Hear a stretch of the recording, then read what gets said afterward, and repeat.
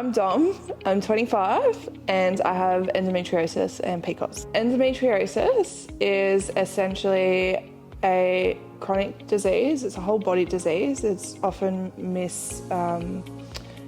misunderstood as a menstrual disorder, but it is essentially where tissue that's similar to the lining of your uterus grows in places external to that. So on your bowel, your bladder, it can grow up to the diaphragm, it can grow in your lungs in rare cases, but it can grow everywhere. PCOS is Polycystic Ovarian Syndrome. It's basically when your ovaries develop cysts that can then bleed out into your abdomen. My diagnosis for PCOS was quite quick.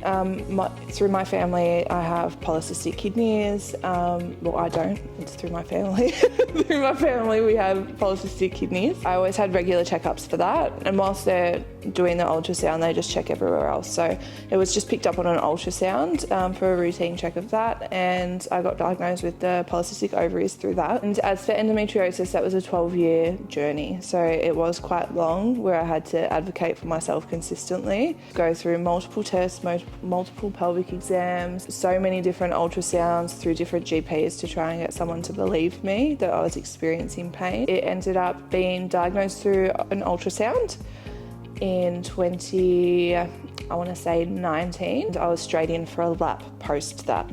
So straight in for a lap surgery where it was 100% confirmed that I did in fact have endometriosis once the biopsies were run on the tissue. I think the strongest challenges are definitely the lack of education. There is no education in schools about these conditions, and I think because they are considered a menstrual illness as such, the education that is there isn't the right education for people to really understand the extent that these conditions can go to. Another boundary would definitely be the fact that just getting on with your day-to-day life, everything changes every day. Knowing that you've got plans a week in advance and you get excited for it and plan it and pick an outfit, then the outfit doesn't work on the day because you're bloated and you're swollen and you're bleeding, because that just happens randomly too, and it just becomes so hard to forecast your life. And someone that needs structure in their life, like me, it makes it really difficult. Positivity is always a hard one. I mean, when you're in these mind frames and things change from day to day, it makes it really difficult to stay positive. So it is important to have, I guess, a toolkit that you can access at any time to keep you going. For myself, I'd definitely say my friends and family are a great support. My business partner, Helene, she's amazing because we make one whole healthy human. If I need a day off, she's happy to step in and we work really well together, bouncing off each other. My son gets me going now. I'd probably say my dog, because he just knows what's up and always knows when something's going on, and just comes up like, Mum, here's my face, give me a pat, wants to cuddle. So yeah, my dog, my son, and it's the people in my life. Energizer bunny batteries. Is Energizer the bunny? Duracell's the bunny. The only way to recharge your spoons is through rest. So I think if you're making sure you have the right toolkit to try and get the most longevity out of the spoons you have and be proactive about that, having your heat pack close by, having a microwave that's accessible and not upstairs, for instance, just making your living space and your day-to-day easier. I know for myself, leaving the house, I leave the house once a day, that's it. Once I get home, I'm not leaving the house again because it's just too much effort. So I get everything done in one go and head home so I can just plonk and relax. What would I tell my past self? It gets worse and then it gets better and then it gets worse again and then even worse, but it does get better again. I'm at a point where it was better, it got really good. It's just a roller coaster. Just be prepared for the roller coaster, strap yourself in and buckle up, because this life is a bitch. But it gets better because you find your people. All of them, can I say all of them and be biased?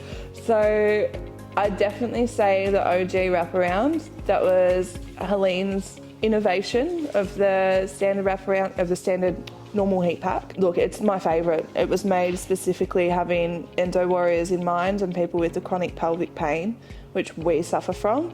And that was our initial bloodline to Spoonie, really. When you start thinking about it, it's what our business was born from. It's our saving grace at the end of the day. Just keep going. Like I said before, it gets worse, but it gets better. Surround yourself with all the right people that uplift you, that support you and encourage you to keep doing all the right things, that will grow with you and any diagnosis you receive and really support you through that. It's the people, it's the village, it's the society. Helene and I started the Spoonie Society because we wanted to build a community of people, hence the society. So Helene and I met on Instagram, sharing our stories about endometriosis and our journeys with chronic illness. And we thought that was really important, an integral part of our own personal journeys was connecting with other people. That was the first and foremost part of the brand. We wanted a community, a support network where people feel heard and are open to share their stories as well. The second part was providing functional and fashionable products to the chronically ill community. That's where we got our loud, obnoxious prints, where Helene used her fashion and textile degree to be able to pull it all into fruition. My digital marketing background just kind of married everything together. We now have the Spoonie Society. That was how it was born. The goal was always to grow it and to have it big, to have it well known. Did I think it would be this fast? Absolutely not. We had a TikTok blow up about 2-3 months in to us actually launching the business. And since then, we moved warehouse multiple times. We hired a whole team of staff. We've brought manufacturing back in-house. It's just been a wild ride, and I don't think Helene or I thought it would get to this quickly. It's been a massive shock, a massive adjustment, but because of that, we've been able to do so much so quickly as well. We've been able to give people jobs, we've been able to make new products, we've been able to explore other options for other products that we could introduce and other business opportunities. It's been a massive growth period and it's been amazing. I don't at all. I'm not good at managing multiple things at once. I'm a very structured person, and to have to manage health that changes on a daily basis, and a business which is so unpredictable, especially in the e-commerce space where you're advertising on platforms that change their things every day. It's always hard to run. Dealing with staff is incredibly difficult. Having people's availability change and people take annual leave and having to mould and adjust with all these things as a business owner is very hard to navigate. And again, because the business grew so quickly, for Helene and I to learn all of these things, we had to learn them so fast. So we've made so many mistakes on the way, but I feel like we've done the best we could. I'm just really proud of how we've managed to navigate everything with surgeries in between, changing premises, buying houses, starting families. Like if you look at the last 3 years, it's just been, that's all it's been. It's just crazy. Do it. The flexibility that comes with it, especially if you go in with another person who really understands what you're going through. And if they're going through the same thing, amazing, because you know firsthand they really understand. It's so much easier. I know personally I couldn't do a 9 to 5. If you think about me now, I come here, 2-3 times a week for a couple hours. I drag my kid along because I have to. I couldn't do that in any other 9 to 5 job. I couldn't do that in a corporate world.